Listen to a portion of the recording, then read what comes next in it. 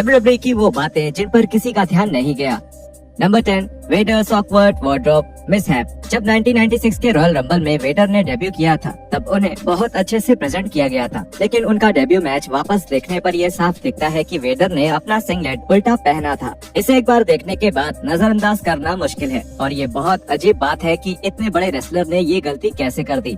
Vader के कपड़ों की इस गलती के बारे में अजीब बात ये है कि ये वेडर के करियर के लिए एक खराब संकेत जैसा कुछ था, क्योंकि वेडर का 1996 वाला रन बहुत असफल रहा था और हालांकि 1996 के समर्स में वेडर WWE टाइटल जीतने वाले थे, लेकिन उन्हें उसकी जगह सिर्फ डांट और गुस्सा ही मिला और इसके साथ ही कार्ड में उनकी पोजीशन भी गिर गई।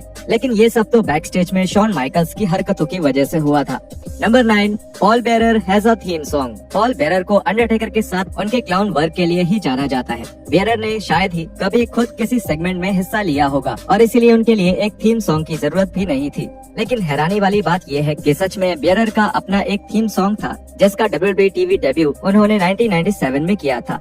रॉ के 31 मार्च 1997 वाले एडिशन पर बेरर अपने थीम सॉन्ग के साथ रिंग में आए और ये सॉन्ग थोड़ा बहुत जाना पहचाना भी लग रहा था। बाद में पता चला कि उनका थीम सॉन्ग पापा शैंगो के पुराने थीम सॉन्ग्स में से एक है। इस थीम सॉन्ग के बारे में एक दिलचस्प बात यह है कि इसका इस्तेमाल एग्जीक्यूशनर वाले किरदार के लिए भी किया गया था, जिसको कुछ समय के लिए बेरर ने ही मैनेज किया था और इसीलिए WWE की प्रोडक्शन टीम की तरफ से ये एक अच्छा लॉजिक भी था।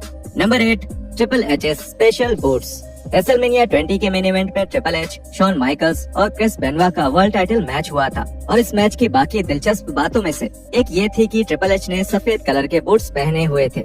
ये ट्रिपल एच के लिए एक बड़ा बदलाव था और वो बहुत शानदार भी लग रहे थे।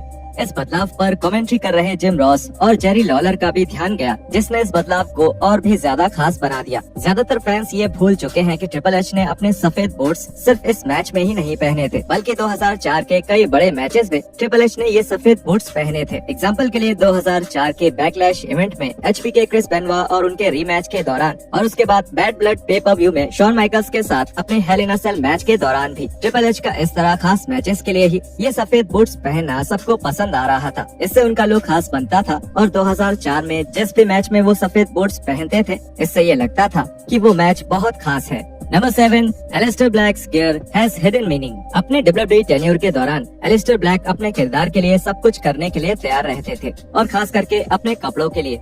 जब भी ब्लैक रोस्टर पर किसी और रेसलर के साथ फ्यूड करते थे तब वो अपने कपड़ों को उसी रेसलर की तरह बनवा लेते थे। एक डिलीट किए जा चुके सोशल मीडिया पोस्ट में ब्लैक ने ऐसा करने के पीछे की वजह बताई थी। ये AB वाले कपड़े मेरे आम कपड़े हैं। जब भी मैं अपने ट्रंक्स पर गोल्ड और ब्लैक कलर का काली लगाता हूँ, इसका मतलब है कि मैं या तो एक फ्यूड शुरू करने वाला हूँ या फिर एक मैच करने वाला हूँ। ये जैकेट अकाल का साइन है। हैना ने ये जैकेट मेरे सर्कस ऑफ हेल के लिए बनाई थी। इन कंकालों का मतलब है मैं भूखा हूँ, मुझे कंपटीशन, संघर्ष, लड़ाई चाहिए ताकि मैं बदल सकूँ। ऐसा मैचेस के जरिए हो सकता है या बहस या फिर किसी पर हमला करने से भी। ये जितना वायलेंट बनेगा मैं उतना ही बदलूंगा, लेकिन अगर कोई और चीज ज्यादा चल रही है तो मैं उसका इस्तेमाल भी बदलने के लिए करता हूँ। ब्लैक ने NXT में जॉन गार्गानो के साथ अपने फ्यूड की खास तौर पर बात करी। एग्जाम्पल के लिए मेरा और गार्गानो का फ्यूड, जॉनी मेरे ऊपर कूदा और मैं 3 महीनों तक बाहर रहा। जब मैं वापस आया तो मेरे जैकेट्स बदले हुए थे, मेरे कपड़े बदले हुए थे, क्योंकि मुझे पहले नहीं पता था कि ये किसने किया है, तो मेरे पास कोई आइडेंटिटी ही नहीं बची थी। फिर जब पता चला कि ये जॉन ने किया था और जब तक मैं बाहर आया तब तक मैं ऐसा लग रहा था कि मैंने किसी की स्किन उतारकर उसे ही पहन लिया था। जब ब्लैक को मेन रोस्टर पर बुलाया गया तब भी उन्होंने ऐसा करना बंद नहीं किया और वो इन छोटी छोटी बातों पर ध्यान देते रहे। ब्लैक ने अपने किरदार में नए एलिमेंट्स भी जोड़े, जैसे अपने बैक स्टेज प्रोमोस के दौरान सिजारो के कलर्स को लाइटिंग में इस्तेमाल करना। Number 6, Mankind had an exit theme. 1996 में WWE में आने के बाद मैनकाइंड को सबसे आइकॉनिक थीम सॉन्ग दिया गया था।